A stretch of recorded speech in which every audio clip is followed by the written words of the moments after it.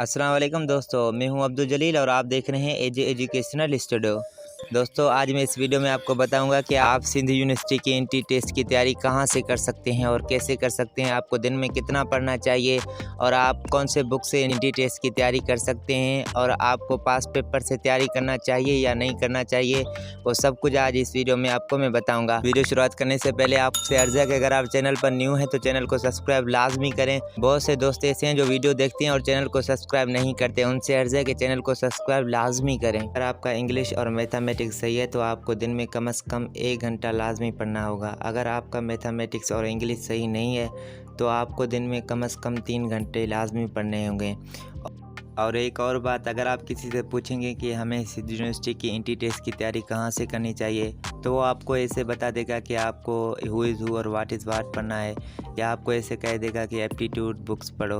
तो आप अगर एप्टीट्यूड या हु इज़ हु पढ़ेंगे तो आप कभी भी एंट्री टेस्ट पास नहीं कर सकेंगे। एंट्री टेस्ट पास करने के लिए आपको मैथमेटिक्स भी आना चाहिए और आपका इंग्लिश भी सही होना चाहिए। और मैं आपको ये नहीं कहता कि आप एप्टीट्यूड ना पढ़ो या आप who is who what is what book ना पढ़ो, आप वो भी पढ़ो, पर आपको who is who what is what और एप्टीट्यूड के बुक्स के वो क्वेश्चंस पढ़ने हैं जो सिंध यूनिवर्सिटी के एंट्री टेस्ट में आ सकते हैं।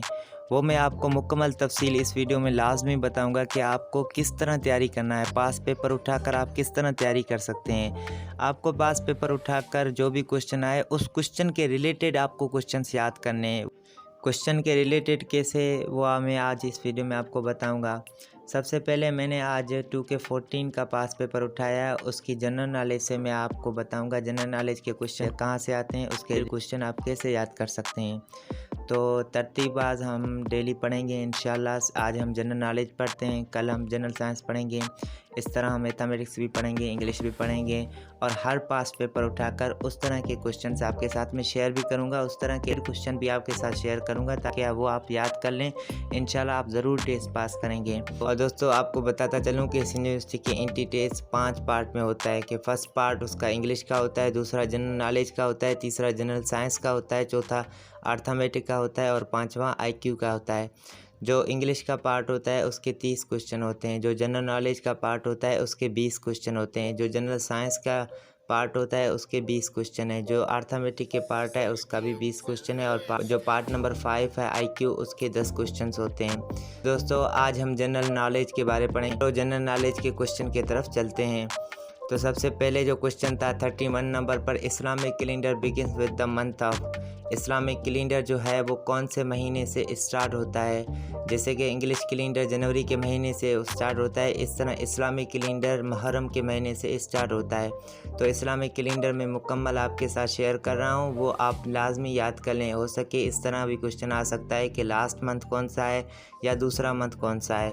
तो सबसे पहले जो इस्लामिक कैलेंडर का महीना है वो है मुहर्रम, और दूसरा सफ़र, तीसरा रबीउल अव्वल, चौथा रबीउल सानी, 5वां जमादुल अव्वल, छठा जमादुल सानी, 7वां रजब, 8वां शाबान, 9वां रमज़ान, 10वां शवाल, 11वां जुल्क़द, 12वां जुल्हज।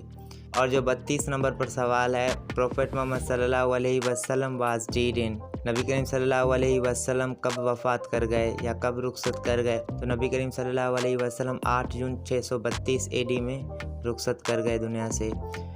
और नबी करीम सल्लल्लाहु अलैहि वसल्लम के बाबत एक क्वेश्चन लाजमी आता है, आप जो भी पास पेपर उठा लें उसमें नबी करीम सल्लल्लाहु अलैहि वसल्लम के बारे में एक क्वेश्चन लाजमी आता है। किसी में वफ़ात के बारे पूछता है, तो किसी में पैदाइश के बारे पूछता है, तो किसी में हिजरत के बारे पूछता है, तो किसी में ऐसे भी पूछ सकता है कि नबी करीम सल्लल्लाहु अलैहि वसल्लम को नबूवत कब मिली। इस तरह के रिलेटेड क्वेश्चन मैं आपके साथ शेयर कर रहा हूँ। उसमें नबी करीम सल्लल्लाहु अलैहि वसल्लम का डेट ऑफ बर्थ भी है, नबी करीम सल्लल्लाहु अलैहि वसल्लम का फादर्स नेम क्या है और mother's name, grand father's name, uncle's name, foster mother's name, first wife's name, year of नबूवत, ईयर ऑफ हिजरत, ईयर ऑफ वफ़ात, age of the time of नबूवत। नबी करीम सल्लल्लाहु अलैहि वसल्लम को नबूवत कब मिली। और ये भी पूछ सकता है कि नबी करीम सल्लल्लाहु अलैहि वसल्लम को कौन से हिजरी में नबूवत मिली। तो जो टाइम था वो 622 AD था और जो नबी करीम सल्लल्लाहु अलैहि वसल्लम की उस टाइम जो उम्र थी वो थी 40 साल। क्वेश्चन नंबर 33 की तरफ चलते हैं। इसमें सवाल है कि उर्स मुबारक of Shah Abdul Latif Bhittai is celebrate in the month of. Shah Abdul Latif Bhittai की जो उर्स मुबारक है वो कौन से महीने में सेलिब्रेट किया जाता है। वो तो अभी चल रहा है, आपको पता होगा कि 14 सफ़र में हर साल 14 सफ़र के महीने में सेलिब्रेट किया जाता है। इस तरह का क्वेश्चन आ सकता है। तो आप लाल शहबाज कलंदर का भी याद कर लें। उसका जो उर्स मुबारक सेलिब्रेट किया जाता है वो 18 शाबान पर सेलिब्रेट किया जाता है। और जो 34 नंबर पर क्वेश्चन है, first battle between Muslim and कुफ़ार वाज, पहली जंग कौन सी लड़ी गई मुस्लिम और कुफ़ार के बीच, वो है बदर का जंग। और 35 नंबर पर जो क्वेश्चन है, बादशाही मॉस्क वाज बिल्ट बाय, बादशाही मस्जिद जो है वो किसने बनवाई है, तो इसका सही आंसर है औरंगज़ेब। और शाहजहाँ ने ठट्टो मस्जिद बनवाया है और फैसल ने फैसल मस्जिद बनवाया है इस्लामाबाद में जो है। 36 पर जो क्वेश्चन है, the first female prime minister in Muslim country was, first female prime minister Muslim country में कौन थी, तो इसका सही आंसर है बेनज़ीर भुट्टो। अगर पूछे कि पूरे दुनिया में फर्स्ट फीमेल प्राइम मिनिस्टर कौन थी, तो उसका सही आंसर है शिरी मावो। तो ये भी आप याद कर लें। और 37 नंबर पर जो क्वेश्चन है, Hunza valley is situated in, Hunza valley कहाँ पर है, तो इसका सही आंसर है गिलगित बल्तिस्तान।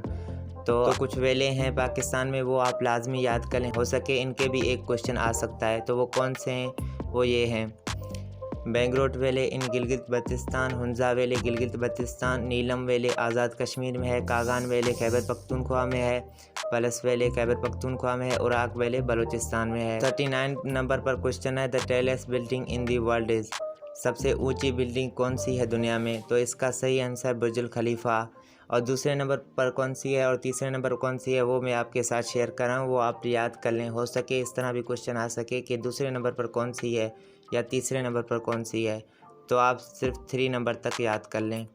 पहले नंबर पर बुर्ज खलीफा है, दूसरे नंबर पर शंघाई टावर है, शंघाई चाइना में, और तीसरे नंबर पर मक्का रॉयल क्लॉक है, मक्का में। जो 40 नंबर पर क्वेश्चन है, the founder of Dawn newspaper, Dawn newspaper का फाउंडर कौन था, तो इसका सही आंसर है कायदे-ए-आज़म। जो 41 नंबर पर क्वेश्चन है, the which of the following Nobel prize was awarded, इनमें से किस में नोबेल प्राइज़ का अवार्ड दिया जाता है, तो इनके ऑल ऑफ दीज है, मेडिसिन में भी दिया जाता है, इकोनॉमिक्स में भी दिया जाता है और पीस में भी दिया जाता है। तो आपको याद रहे कि पाकिस्तान के 2 शख्सियत को नोबेल प्राइज़ मिला है, एक डॉक्टर अब्दुल सलाम को 1979 में और दूसरा 2014 में मलाला यूसुफ़ज़ई को पीस में मिला है। और 42 नंबर पर जो क्वेश्चन है, Nishan Haider award was awarded in 1965 to, जो निशान हैदर है वो 1965 में किसको दिया गया, तो इसका सही आंसर है अजीज़ भट्टी।